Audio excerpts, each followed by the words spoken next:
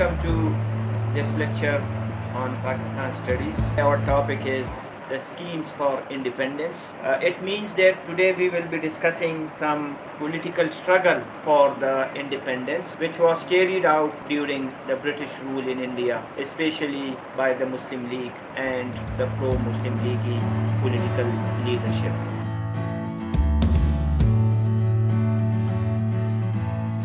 تو جب جنگ ختم ہوئی تو اب برطانیہ کو اپنی کالونیز کو رول بیک کرنا ہے، اپنی حکومتیں ختم کرنی ہے آہستہ آہستہ، اور انڈیا اس میں ایک بہت بڑی کالونی ہے۔ اب سب لوگوں کو یقین ہے کہ برطانیہ انڈیا پر مزید حکومت کرنے کا اہلیت نہیں رکھتا۔ ایک تو اہلیت ہو چکا ہے، کمزور ہو چکا ہے، اور دوسری وجہ یہ ہے کہ امریکہ نے اس کے ساتھ جو ایگریمنٹ کیا ہے، چارٹر سائن کیا ہے، تو اس کی روح سے بھی یہ حکومت کرنے کا اہل نہیں ہے۔ برطانیہ میں حکومت تبدیل ہو جاتی ہے، اور ونسٹن چرچل جس نے جنگ جیت لی تھی برطانیہ کے لیے، لیکن الیکشن میں وہ کامیاب نہیں ہوتے، اور اس کے مقابل جو لیبر پارٹی ہے وہ حکمرانی حاصل کر لیتی ہے۔ ان دا مین ٹائم 1946 میں انہوں نے ایک مشن بھیجا برطانیہ نے، جس کو کیبنٹ مشن پلان بولتے ہیں، اور اس نے انڈیا کو 3 حصوں میں تقسیم کیا تھا۔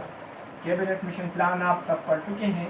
یہاں اتنی وضاحت ہو کہ جو پروونسز تھے، 11 پروونسز تھے، وہ انہوں نے انڈیا کے 11 پروونسز ان کو اے، بی اور سی میں تقسیم کیا۔ یہ اے تھا، یہ بی تھا، اور یہ سی۔ بی اور سی میں مسلمان میجارٹی پروونسز ہیں، اور اے میں جو مرکز میں جو ہیں یہ ہندو ڈومینیٹڈ پروونسز۔ اس میں 3 قسم کی حکومتیں پرووائڈ کی گئی تھی انڈیا میں اس اسکیم کے تحت۔ ایک فیڈرل گورنمنٹ تھی فار دا انٹائر انڈیا، دوسری government for a region A, B اور سی جو بھی ہے، اور تیسری government for a concern province, کیونکہ اس میں 4 پروونسز ہیں، اس میں بھی ہے، اس میں بھی 2 پروونسز ہیں، تو کنسرن پروونس کی بھی حکومت ہوگی، پھر ریجن کی اپنی ہے، اور پھر پورے یونین کی اپنی ہوگی۔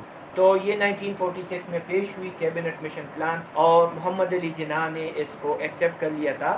آگے جا کے کانگریس نے اس کو ایکسیپٹ نہیں کیا۔ اگر یہ امپلیمنٹ ہو جاتا تو پاکستان کا قیام شاید 1 دہائی اور بھی ڈیلے ہو جاتا۔ جناح نے کیوں اس کو ایکسیپٹ کیا؟ شاید اس کا یہ خیال تھا کہ چلو کچھ نہ کچھ شکل میں مسلمانوں کو اگر مکمل اپنی اوپر اختیارات نہیں مل رہے، یونین کی حکومت تو ہوگی ان کے سروں پر، لیکن ریجن میں بیٹھ کر وہ اپنے لیے اپنی پسند کی قانون سازی کر سکیں گے، تو جناح نے اس کو ایکسیپٹ کر دیا۔ لیکن بعد میں اس طرح ہوا کہ جو الیکشنز کے نتیجے میں جو ہماری حکومتیں بنی، تو اس میں مسلم لیگ اور کانگریس کے آپس میں اختلافات بہت شدید ہوئے، اور کانگریس نے مسلم لیگ سے چند وعدے کیے تھے۔ بعض صوبوں میں یونائٹڈ پروونس میں انہوں نے اکٹھے انتخابات لڑے تھے، اور یہ خیال تھا کہ انتخابات کے بعد ایک الائنس کی حکومت بنے گی، لیکن کانگریس نے اپنے وعدوں سے خلافی کی، اور اس سے مسلم لیگ کی لیڈرشپ بہت ناراض ہوئی۔ تو بہت سے لوگ کا یہ خیال ہے کہ پاکستان کانگریس کے لیڈران کی ہٹ درمی نے بنا دیا۔